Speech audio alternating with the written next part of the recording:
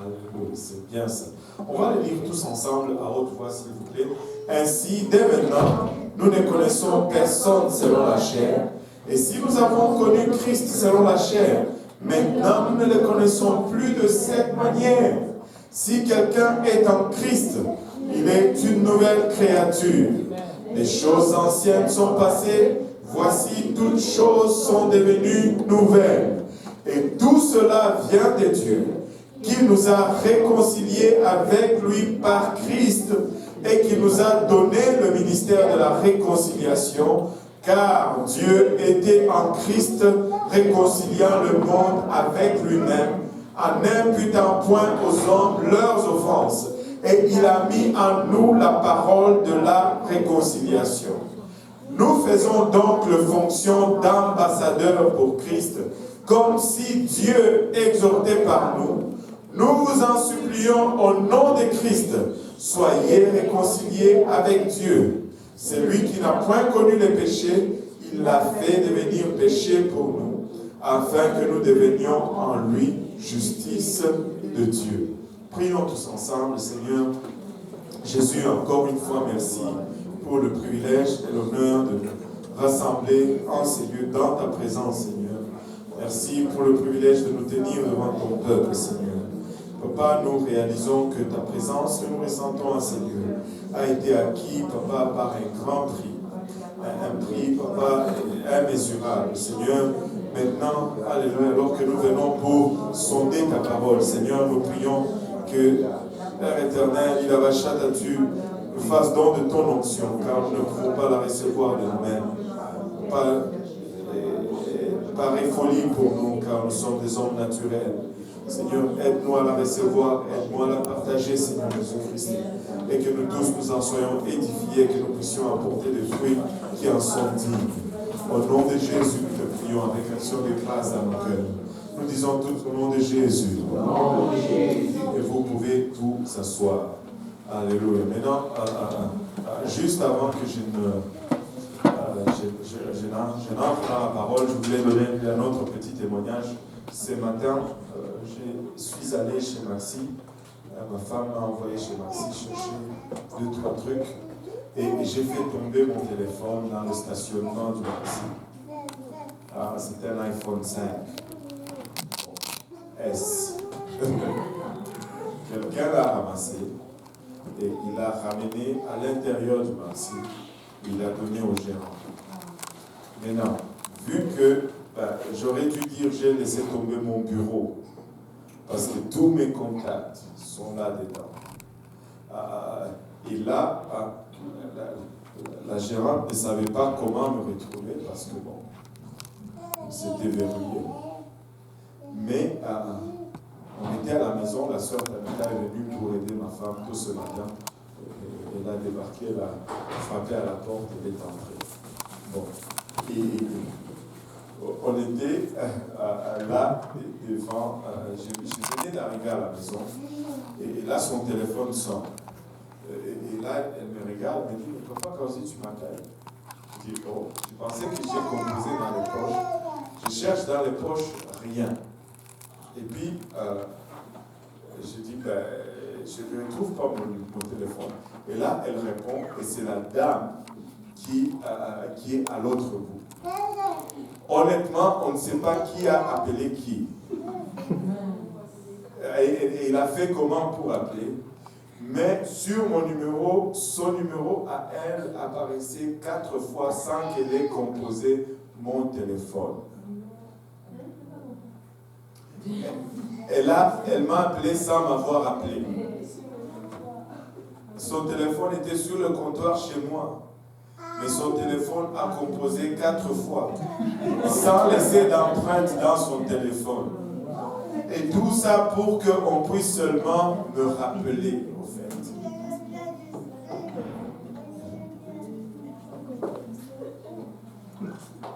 Et vous savez,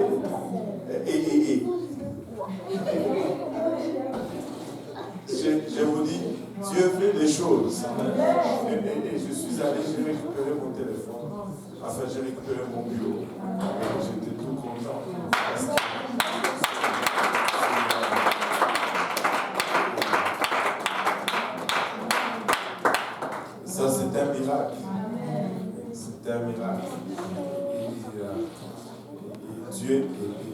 simplement extraordinaire. Il nous éblouit. Il nous éblouit. Maintenant, alléluia. Hein? Le soirée témoignage. Alléluia. Gloire au nom de Jésus. Maintenant, 2 Corinthiens 5, 16 nous dit: ainsi, dès maintenant, nous ne connaissons personne selon la chair. Qu'est-ce que Paul est en train d'essayer de nous dire ici? C'est pas ça exactement.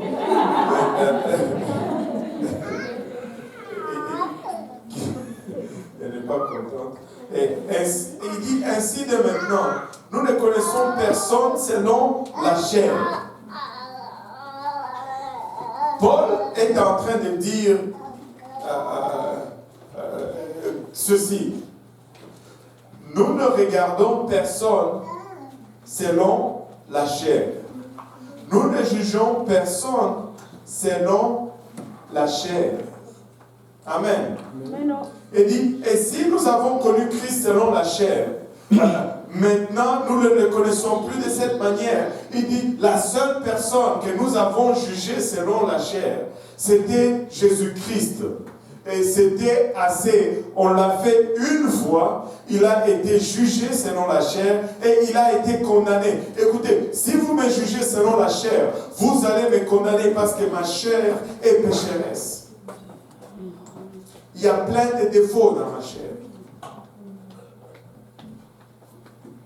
Enfin, pas seulement la mienne, mais celle de nous tous. Nous ne pouvons pas nous regarder charnellement. Nous ne pouvons pas nous mesurer charnellement. Nous ne pouvons pas nous considérer les uns des autres selon notre chair. Seulement Jésus a été considéré selon la chair. Et c'est suffisant pour nous tous. Maintenant, si nous allons nous regarder les uns les autres, nous allons nous regarder à travers ce qui a été fait en Jésus-Christ. Oh bon, ça ne passe pas encore. Mais vous allez me suivre. Nous, en tant que l'Église, nous sommes un peuple ou une communauté où nous n'allons évaluer personne selon la chair. Nous n'allons évaluer personne selon la chair. Parce que si nous t'évaluons selon la chair, nous allons voir tes péchés. Nous allons voir tes défauts. Nous ne voulons pas te regarder comme étant juste une personne charnelle. Nous voulons te regarder comme l'œuvre que Dieu a fait en toi. Si nous te regardons selon la chair, nous allons te condamner.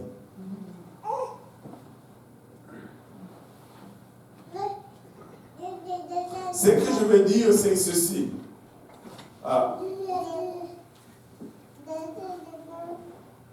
Il y a encore des défauts en moi.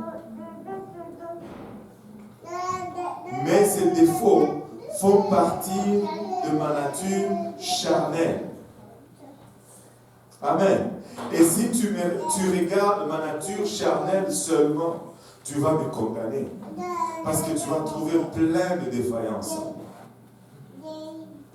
Mais je n'ai pas seulement une nature charnelle. Jésus-Christ a fait ce chemin à ma place. Amen. Des fois, je m'énerve. Des fois, je suis impatient. Aujourd'hui, j'allais chez Maxi. Je suis arrivé au stop quand j'allais pour chercher mon téléphone. Je suis arrivé au stop clairement avant l'autre dame qui venait sur l'autre côté. Mais elle est arrivée, elle a juste ralenti et elle voulait continuer. J'étais comme wow, wow, wow, wow, wow. Et puis elle m'a regardé, elle s'est énervée. Moi aussi je l'ai regardée, je me suis énervé.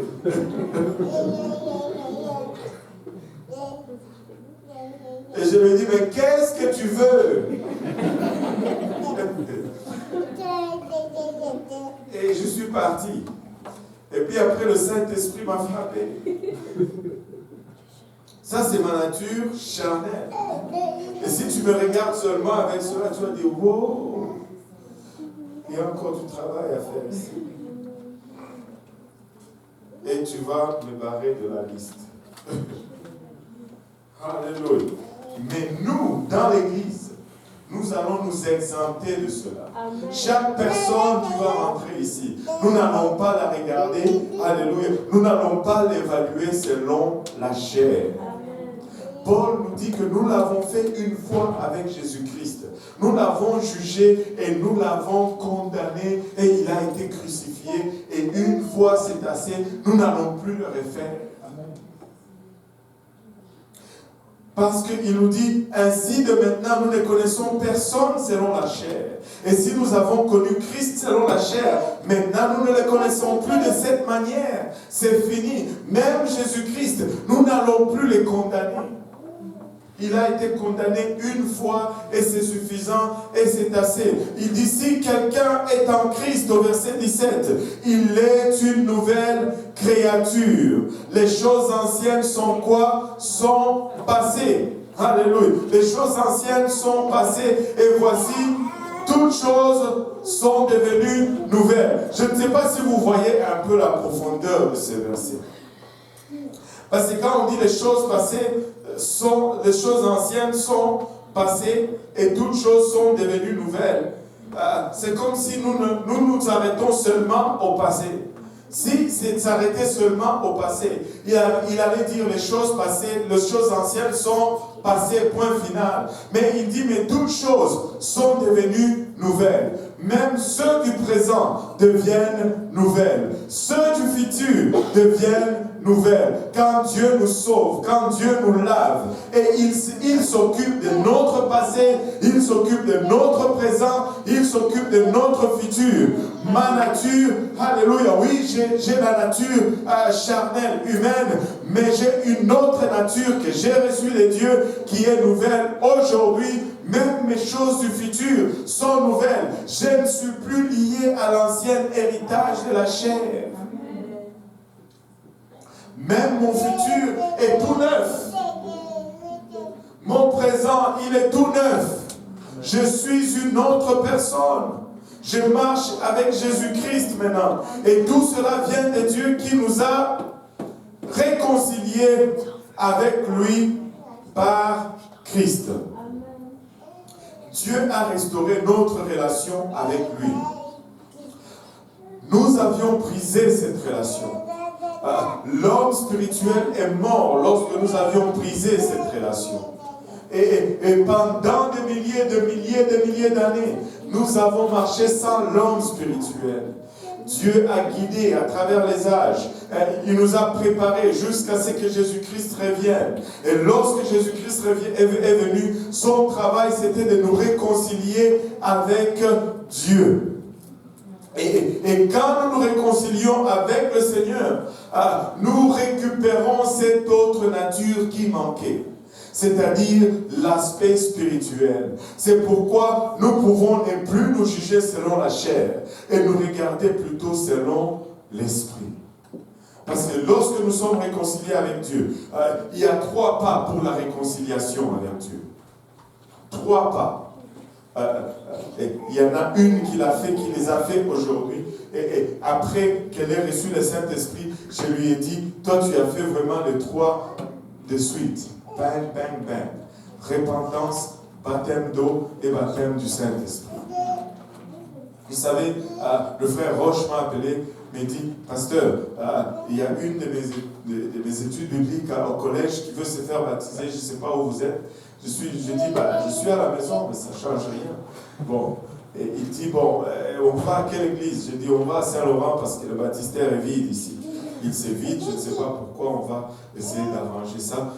Mais on est parti là-bas, lui, il a pris un taxi. Ces gens, ils veulent tellement. Il a pris un taxi avec la personne. Ils sont allés, en passant, c'est quelqu'un du Congo-Brazzaville. Alléluia. Et ils ont pris un taxi, on s'est rencontrés là-bas. Et a parlé, on lui a dit c'était quoi, parce qu'elle est vraiment catholique, elle ne sait pas beaucoup de choses, mais elle veut Dieu. Elle veut Dieu. Et on lui a parlé de la repentance, du baptême d'eau. On lui a parlé du baptême du Saint-Esprit, qu'elle pouvait recevoir cela. Elle dit, elle ne sait pas c'est quoi le Saint-Esprit. Mais elle a reçu, avec l'évidence de parler en langue. On a prié pour elle et on l'a sortie rapidement de l'eau parce qu'il faisait froid. Et puis, quand on était là, avant de partir, on dit, tu veux qu'on prie pour le Saint-Esprit? Ah, ok. Et puis, on a commencé à prier. On a prié. Ça a pris peut-être 10-15 minutes. Mais à un moment donné, tu sentais cette présence de Dieu. Amen. À un moment donné, tu vois ces larmes qui commencent à couler. Et à un moment donné, cette langue qui disait Alléluia Jésus et qui disait toutes sortes de mots en français. Et finalement, cette langue a commencé à coller dans son palais. Et tu voyais, elle commençait à faire ça. J'ai dit non, laisse aller seulement. C'est le Saint-Esprit. Et sa langue était littéralement collée en haut. Et ça commençait à vibrer. Et le balbutiement a commencé à sortir. Et elle a commencé à parler en langue. Et que c'était rafraîchissant. Je vous dis, le Seigneur est bon. Le Seigneur est bon. Mais quand tu passes cette étape, l'esprit est restauré en toi.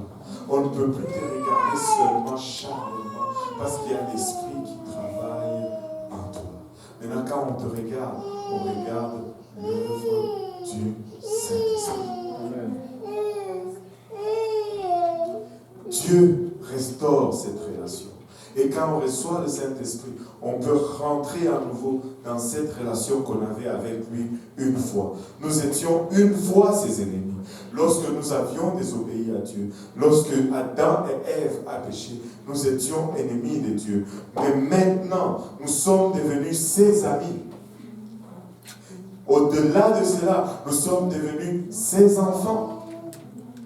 Et non seulement il nous réconcilie avec lui, mais il nous donne maintenant le privilège de faire des autres aussi également ses amis ou ses enfants. Et c'est ce que nous avons fait en équipe entre moi, le frère Roche et la sœur Tabitha. On a fait un travail d'équipe et une autre personne a été réconciliée avec Dieu. Amen. Et quel privilège que nous avons. Réalises-tu vraiment qui tu es?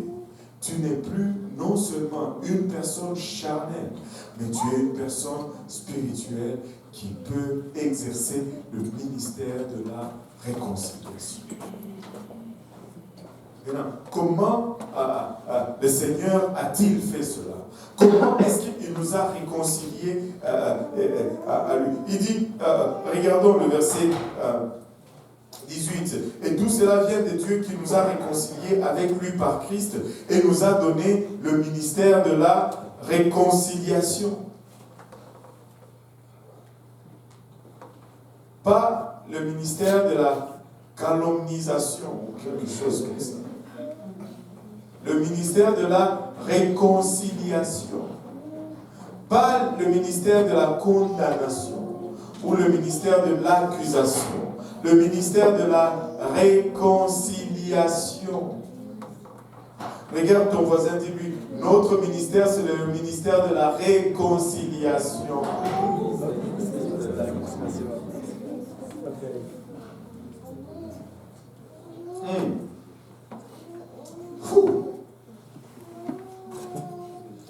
Il dit, car, que tout le monde dise car. Car Dieu, que tout le monde dise Dieu, pas quelqu'un d'autre. Dieu était en Christ. C'est lui qui était en Christ, c'était Dieu. Dieu était en Christ, réconciliant le monde avec lui-même. Jésus-Christ, c'était Dieu manifesté dans la chair. c'est Dieu lui-même qui est venu. Et il est mort à notre place. C'est pourquoi quand tu te fais baptiser au nom de Jésus-Christ, tu portes le nom le plus élevé qui existe sur la terre et dans les cieux et dans les profondeurs. Mais comment est-ce qu'il a fait cela? Comment est-ce qu'il a fait cela? Comment a-t-il fait cela? Comment est-ce que Dieu nous a réconciliés avec lui-même? Aidez-moi. Faites attention, c'est une question piège. Pardon?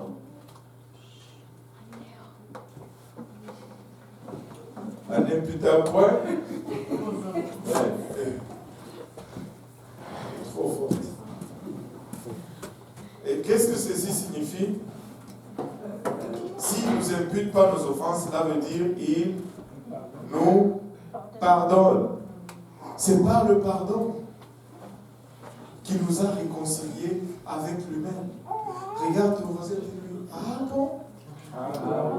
Oui, c'est par le pardon qu'il nous a réconciliés avec lui-même. Mais, maintenant, comment est-ce que nous, à notre tour, allons-nous exercer ce ministère de la réconciliation? De la même façon, par le pardon. Écoutez, nous devons nous pardonner les uns les autres. Amen. Nous devons nous pardonner les uns les autres. Sans le pardon, nous ne pouvons pas exercer ce ministère. Et, regardez ceci. Pardonne-nous nos offenses, comme nous pardonnons aussi à ceux qui nous ont offensés. Écoutez, nous ne pouvons amener personne à Dieu si nous gardons des rancunes envers des gens. Nous devons pardonner. Tu dis, mais pasteur, tu ne sais pas ce que la sœur Morgane m'a fait. C'est pas grave. Pardonne quand même. Et si Jésus-Christ te regardait et te disait, est-ce que tu sais soit toi ce que tu m'as fait? Pardonne. Sans le pardon, nous ne pouvons pas y arriver. Nous devons pardonner. Nous devons pardonner et relâcher. Peu importe, tu dois pardonner. Tu dois pardonner. Il n'y a pas une autre façon d'exercer le ministère de la réconciliation qu'en exerçant le pardon. Pardonner tout simplement.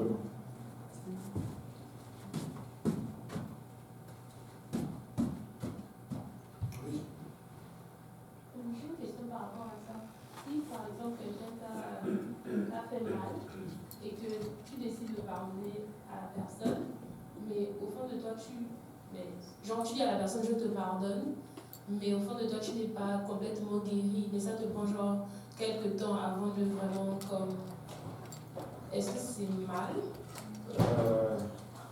Parce que ça c'est une question qui va juste nous mettre loin de ce que je vais dire. Parce que c'est une technicalité à laquelle quand même on a répondu assez souvent. Le pardon c'est une décision première. Tu décides de pardonner. Donc, si tu dis que tu n'es pas guéri, qu'est-ce que cela implique en fait? As-tu vraiment pardonné ou tu as juste dit je te pardonne? Ça peut être aussi là la question. À ne pas confondre le pardon et la restitution. Et puis, quand on dit je ne suis pas guéri, c'est large. On peut y rester toute la nuit, bien sûr. Et qu'est-ce que ça implique que je ne suis pas guéri? Qu'est-ce que ça signifie que je ne suis pas encore guéri? Voilà. Mais revenons ici, juste regardons le pardon dans sa simplicité, de dire que quelqu'un m'a fait du mal, mais je choisis de ne pas lui rendre ce mal. Tout simplement. Peu importe ce que j'ai subi, je dis je ne veux pas rendre ce mal. J'ai pardonné. J'oublie et j'avance. Je ne veux pas les juger par rapport à ce qu'il m'a fait. Je ne veux pas lui répondre par rapport à ce qu'il m'a fait. Je décide de pardonner. On s'était dit pardonner, c'est justement ne pas imputer à quelqu'un la conséquence de sa faute. Juste cela. Oui.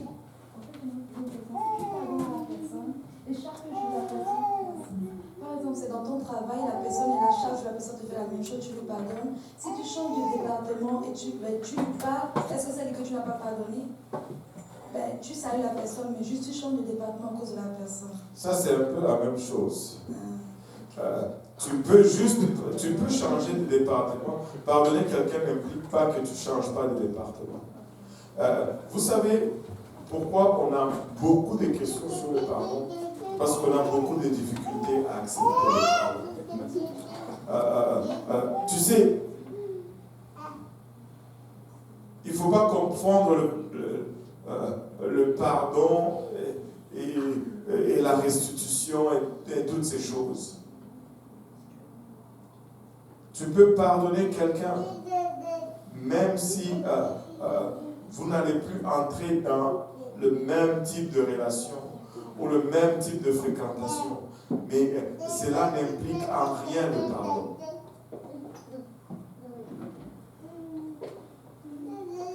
Bien sûr, si la personne, tu tournes au coin des Ormonts et au Chelaga, il y a une personne là-bas qui te gifle. Demain, tu viens tourner là-bas, il te gifle. Tu lui pardonnes. Après-demain, tu tournes le coin, il te gifle encore, tu lui pardonnes. Mais prochainement, ne tourne pas ce coin-là parce que tu vas te faire gifler encore.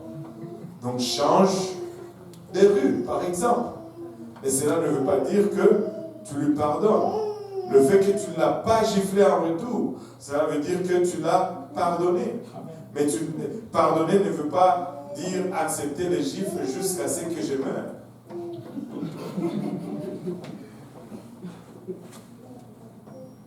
Vous voyez, quand je parle de technicalité, juste j'ai pardonné, fini. Ça finit là. Si je vais changer de chemin, je vais changer de département, ou je vais me guérir par la suite, mais d'abord, moi, je pardonne aujourd'hui. Et je décide de laisser aller. Peu importe ce que tu m'as fait, gloire à Dieu. Mais je ne veux pas que ça me touche. Je ne veux pas que ça me ralentisse. Je ne veux pas que ça me tourmente. Si tu ne me pardonnes pas, tu restes captif de l'offense de la personne. En fait.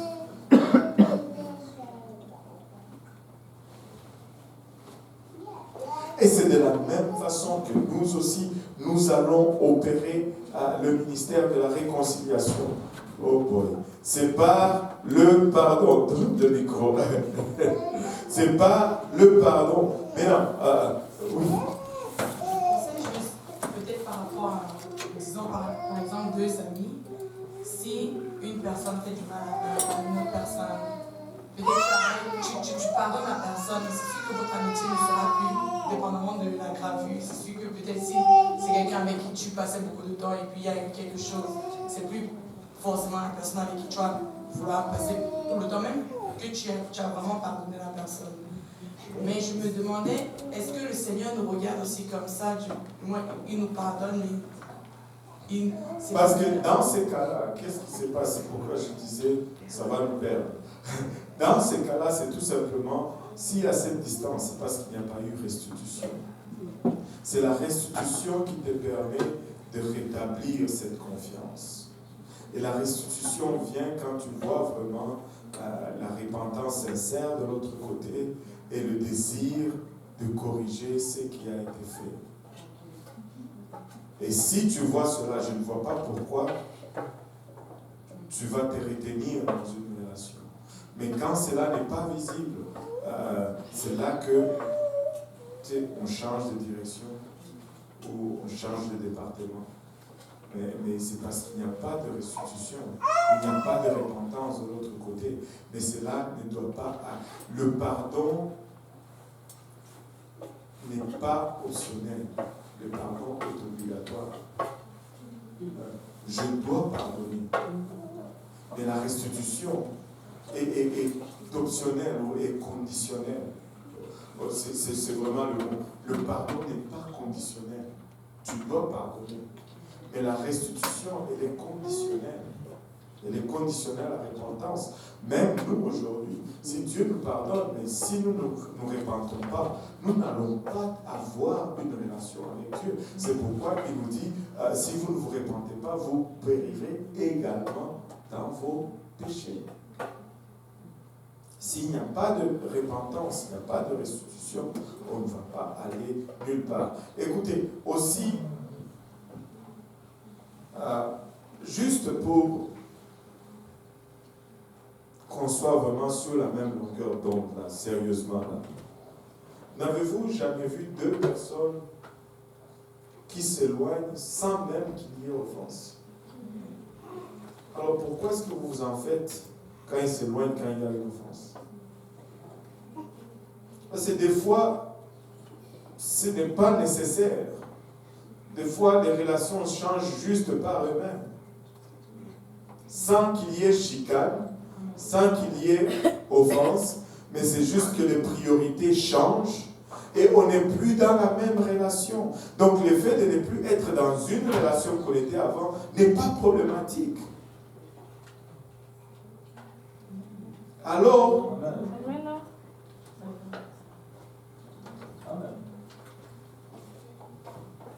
ce n'est pas, c'est pas ça le problème. Il y a des gens avec qui je ne me suis jamais chicané.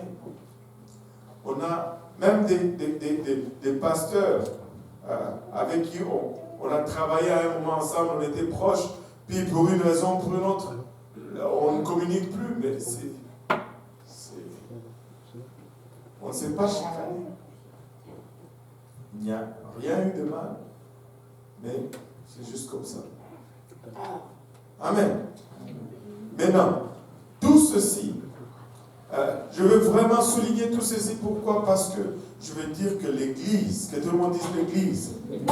L'Église est une institution du pardon.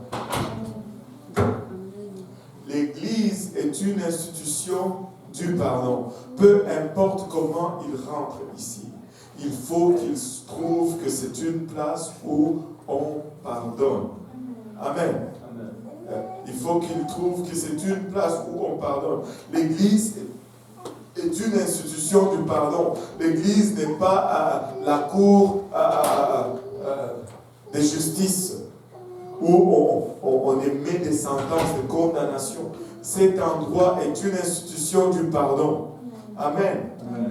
Et nous ne devons pas perdre cela de vue. Cet endroit est une institution du pardon. Et il dit, nous faisons donc, regardez le verset 20, nous faisons donc la fonction d'ambassadeurs pour Christ. Nous sommes des ambassadeurs. Vous savez, quand on était petit, on était jeune, petit, vraiment jeune, quand on commençait à comprendre les choses, on regardait certaines des personnes qui disaient, ah, celui-ci c'est le fils d'un ambassadeur. Vous l'avez... Ah oui, c'est le fils d'un ambassadeur. Son père est ambassadeur. C'était prestigieux. C'était quelque chose qu'on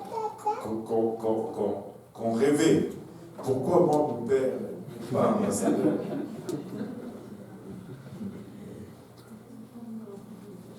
Mais aujourd'hui, la Bible nous dit que nous sommes des ambassadeurs. Non pas seulement je ne suis pas le fils de l'ambassadeur, mais je suis un ambassadeur. Et pas n'importe quel ambassadeur. J'ai un passeport diplomatique.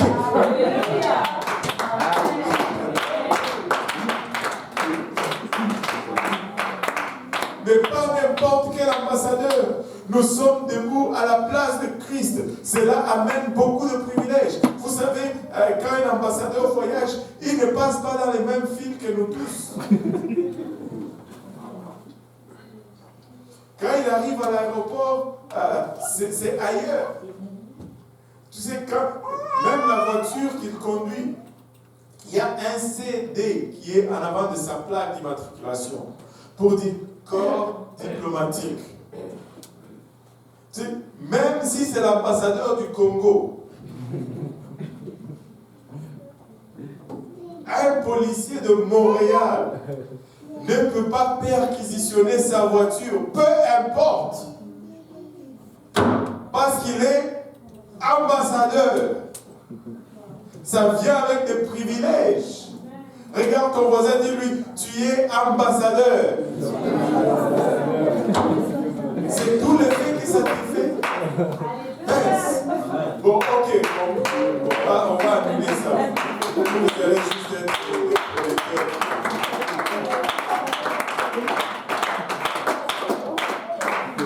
Vous êtes des ambassadeurs. Cela apporte un grand privilège, mais cela vient également avec une grande responsabilité. Il n'y a jamais de privilège sans responsabilité. Un ambassadeur, c'est quoi un ambassadeur d'abord? Est-ce que tu sais vous-même c'est quoi un ambassadeur? Ça c'est. Un ambassadeur, c'est le plus haut agent diplomatique. C'est le plus haut agent diplomatique. Il n'y a pas plus haut qu'ambassadeur. Il n'y a pas archi-ambassadeur. C'est ambassadeur tout court. Il est envoyé par un État souverain ou un royaume dans un autre État comme son représentant qui y réside. Et là, ton voisin dit, nous sommes des ambassadeurs. Alléluia. Nous sommes envoyés ici d'un autre État ou de notre royaume pour résider dans cet État étranger. Si nous sommes des ambassadeurs, nous ne pouvons pas être des résidents permanents. Oh, je veux la résidence permanente. Attends, tu es ambassadeur. On ne donne pas à un ambassadeur la résidence permanente. Il n'est pas un simple résident. Il est un ambassadeur.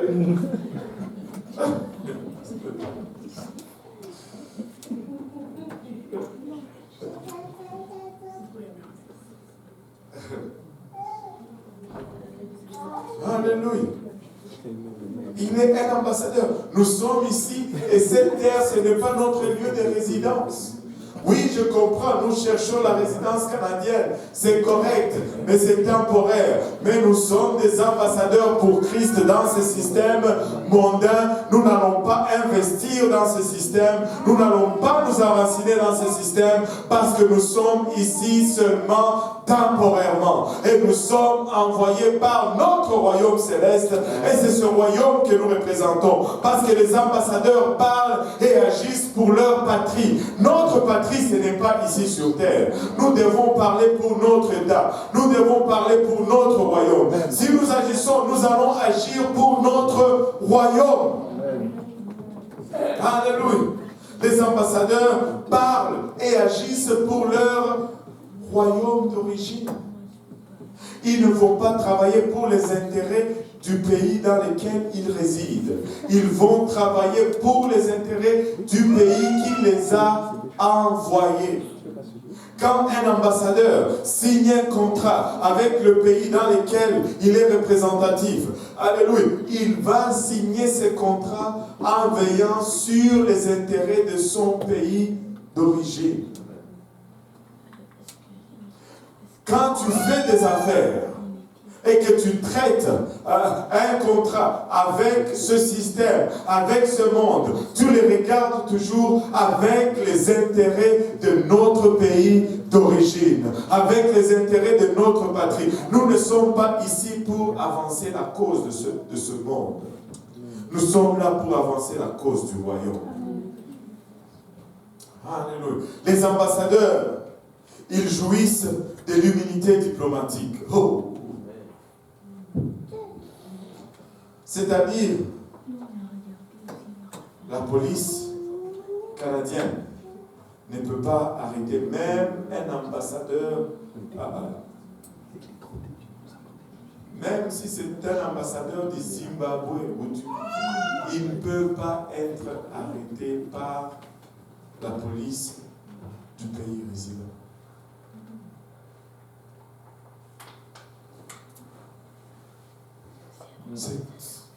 C'est tout. Mais vous n'avez rien compris. Le diable ne peut pas t'arrêter. Écoute, c'est son royaume ici. Mais nous y sommes comme ambassadeurs. Il n'a aucune autorité sur nous. Nous pouvons aller ça et là. Alléluia. Et nous pouvons violer sa loi sans qu'il nous arrête. Amen. Le diable a une de ses lois, c'est la loi de la vengeance. Nous pouvons violer cette loi et il ne peut pas nous arrêter. Ah Seigneur, aide-nous Seigneur Jésus-Christ. Nous jouissons de l'immunité diplomatique. Nous ne pouvons pas être arrêtés par le système de ce monde. Les ambassadeurs sont investis de toute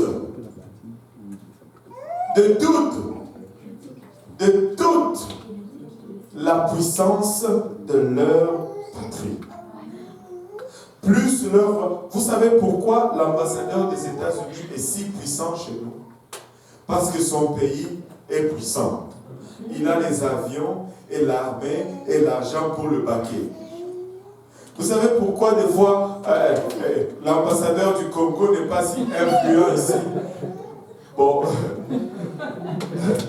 c'est parce que le royaume... Mais c'est quand même un ambassadeur. Mais as-tu considéré la puissance de notre royaume maintenant? As-tu considéré l'armée céleste? As-tu considéré l'économie céleste? As-tu considéré, alléluia, la puissance de notre patrie, la puissance de la patrie qui nous envoie? Je suis ambassadeur et je dois marcher la tête haute, plus haute qu'un ambassadeur américain au Congo.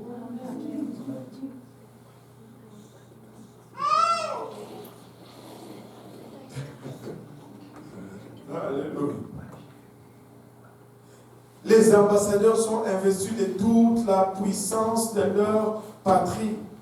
Et en cas de guerre,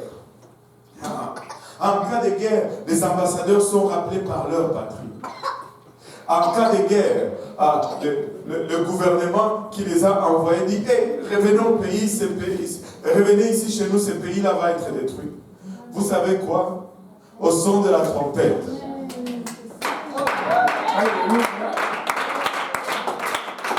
Tous ceux qui disent que nous allons vivre l'Apocalypse, ils n'ont rien compris. Au son de la trompette, au signal de l'archange. Écoute, peu importe, comme ils n'ont pas pouvoir de nous arrêter, ils ne vont pas pouvoir nous arrêter lorsque la trompette va sonner. Aucune autorité sur nous. Nous allons monter. Ouf! Quand la guerre arrive, l'ambassadeur part Vous savez, une fois, je pense dans les années début 80, là, il y avait des troubles chez nous. La guerre a commencé un peu, Colosie, machin. Et là, les Belges, les paracommandos belges, les paracommandos français sont venus. Nous, on pensait que c'était les tops des soldats. Mais bon, maintenant, on connaît un peu plus. Ils sont venus. Ils ont pris tous les ressortissants français. Et nous, on est restés là. Vous savez, je me disais, si j'étais français. Et à un moment donné, il disait, oh, les Belges sont en train de prendre des enfants quelque part. Nous sommes tous allés là-bas, mais ce n'était pas vrai. Nous n'avons pas pu être pris parce que nous n'étions pas ressortissants de leur pays. Mais vous savez, nous appartenons à un royaume qui ne laisse aucun de ses soldats en arrière. Nous appartenons à un État, alléluia, dont la souveraineté est tellement suprême. Alléluia.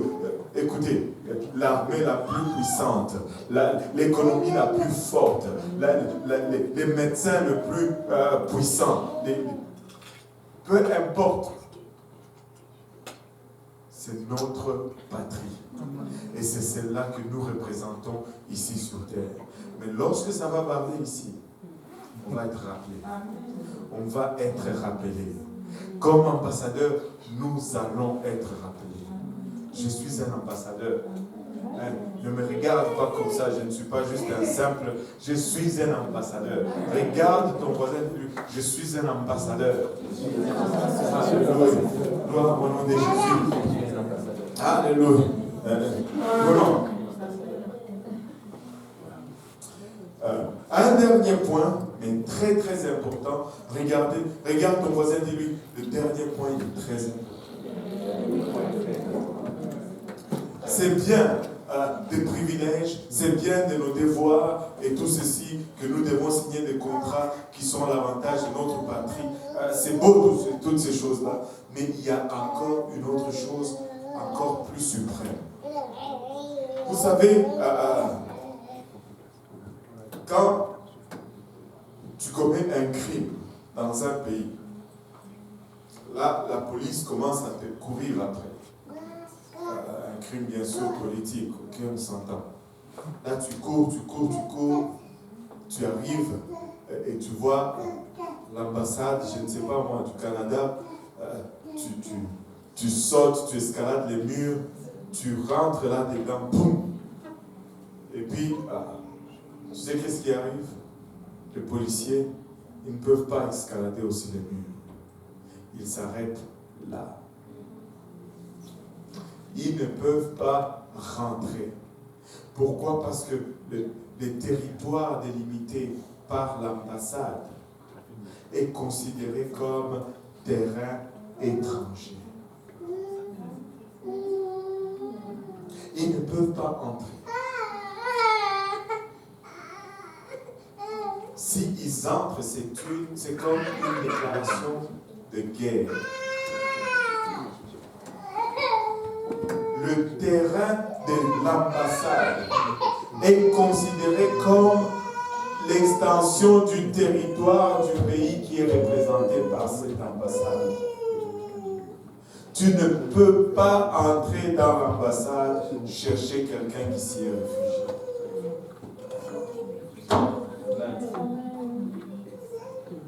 Oui.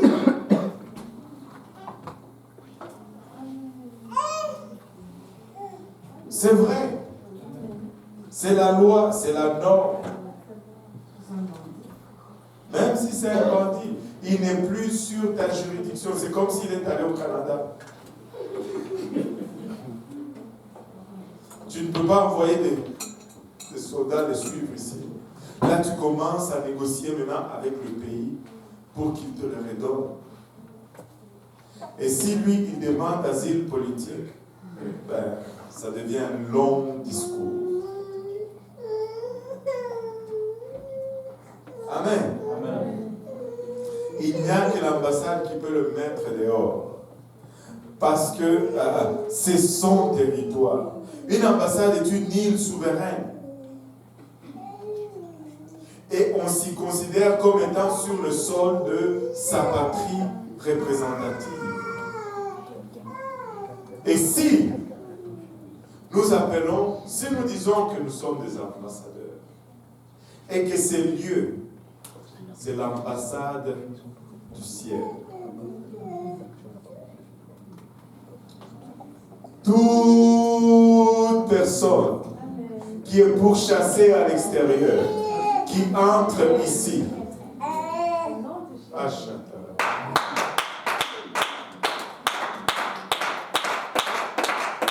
et sous la protection de l'autorité céleste. Et c'est de notre devoir que de prendre soin de ces réfugiés. C'est notre devoir que de prendre soin jusqu'à ce qu'il ait aussi sa résidence permanente et qu'il devienne citoyen de notre État et qu'il commence aussi à aider les autres. Alléluia, ce lieu est un lieu, alléluia, est une institution du pardon. Ce lieu est une ambassade, c'est un lieu de refuge, c'est un lieu où ceux qui sont poursuivis dans ce système à l'extérieur peuvent venir et s'y réfugier, peuvent venir et être exemptés de toute autorité externe. Et c'est de notre devoir et de notre responsabilité d'être des vrais ambassadeurs de Christ et de faire la promotion de la protection de quiconque entre dans ces lieux. Quiconque entre dans ces lieux, il est sous l'autorité de Dieu. Nous ne pouvons plus les juger selon la chair. Nous ne pouvons plus les juger selon les problèmes qui ont fait qu'ils sortent dehors pour rentrer en ces lieux. Notre seul et unique devoir, c'est de lui apporter secours et soutien. Et c'est là que nous pouvons y arriver si nous avons le ministère du pardon ou le ministère de la réconciliation, que nous ne pouvons exercer autrement que par le pardon. Nous devons embrasser toute âme qui rentre ici.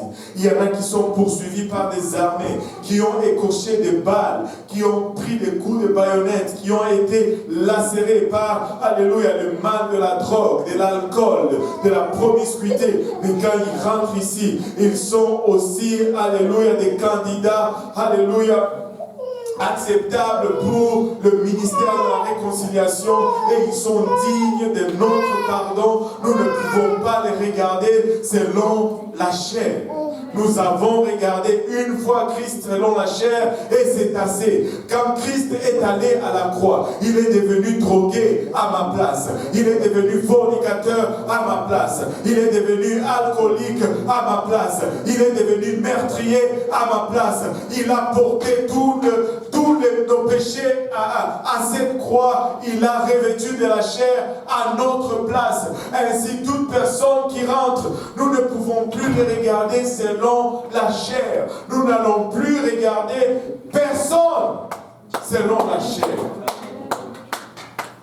Parce que nous avons hérité du ministère de la réconciliation. Parce que nous sommes des ambassadeurs. Nous ne sommes pas dans ce monde pour traiter les affaires dans l'avantage du monde. Notre seul désir, alléluia, c'est de traiter des affaires dans l'avantage du ciel.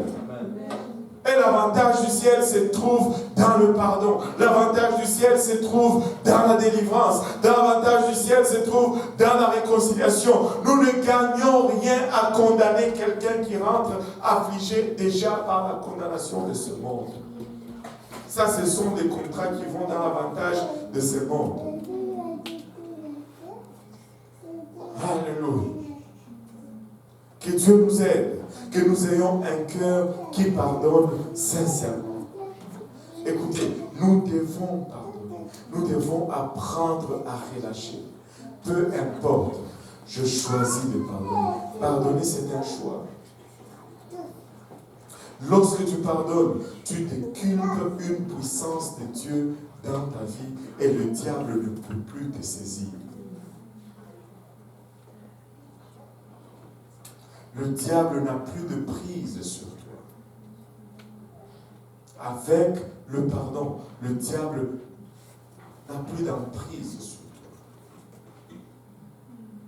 Vous savez, lorsque Dieu nous a réconciliés à lui-même, son sang a été versé. Nous étions les offenseurs et lui, il était l'offensé.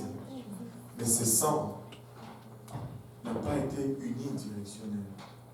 Savez-vous que le sang de Jésus-Christ n'a pas été appliqué sur nous seuls? Oui, nous avons besoin que le sang de Jésus-Christ soit appliqué sur nous. Le sang de Jésus-Christ a été appliqué sur nous. Et ça nous a mis en ordre. Mais après sa mort, le Seigneur est monté et il est allé verser le sang sur le vrai propitiatoire. Quand le souverain sacrificateur, il égorgeait la brebis, il mettait le sang de la brebis sur lui-même. Et puis il prenait ce sang, il entrait là et il allait l'asperger où? Sur le propitiatoire, là où il y avait la gloire ou la présence de Dieu. Le sang a été appliqué aussi sur Dieu. Dieu est correct, nous sommes corrects. Et nous avons la réconciliation. Mais maintenant que nous avons le même sang, nous pouvons maintenant nous tourner et appliquer ce sang sur d'autres personnes. Nous ne pouvons pas arrêter le ministère du pardon sur nous-mêmes. Non, je refuse. J'ai dit je refuse. Parce que... Oui, vas-y.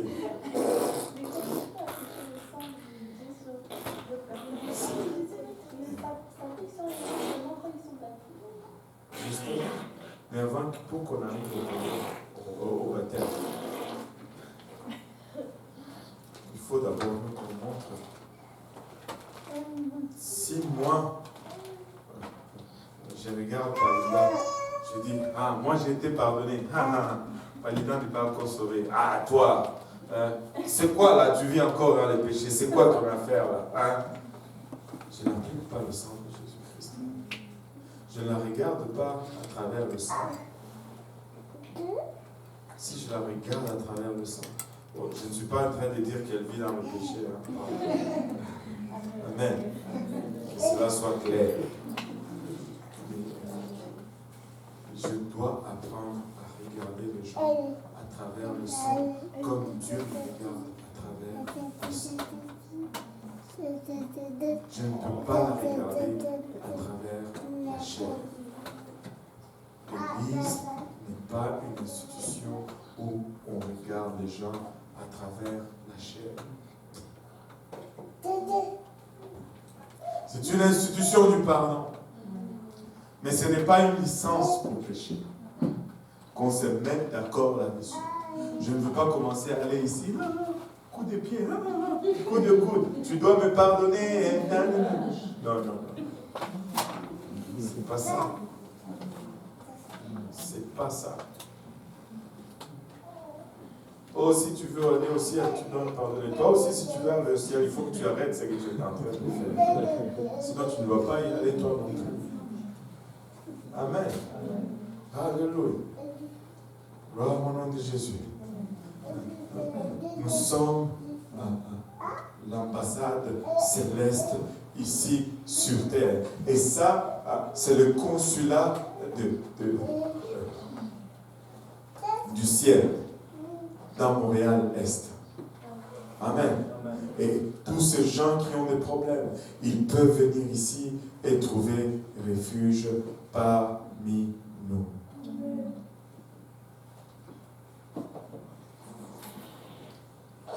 Regarde ton voisin, dis-lui, je suis un ambassadeur. En nous levant tous ensemble.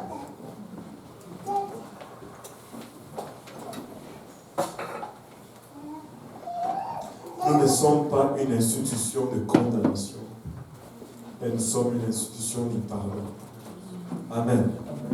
Et nous allons exercer nos fonctions diplomatiques, nos fonctions d'ambassadeur. Nous pouvons l'exercer sans crainte, évangéliser sans crainte, prêcher sans crainte, parce que vous êtes couverts par l'unité diplomatiques. Nous sommes des ambassadeurs. Amen. On va juste se réunir pour 1 minute en avant. Je ne veux pas vous garder longtemps aujourd'hui. On va juste se réunir pour 1 minute en avant et on va prier que le Seigneur nous révèle vraiment notre fonction en tant qu'ambassadeur, qui nous permette de vivre pleinement cette fonction-là. Alléluia.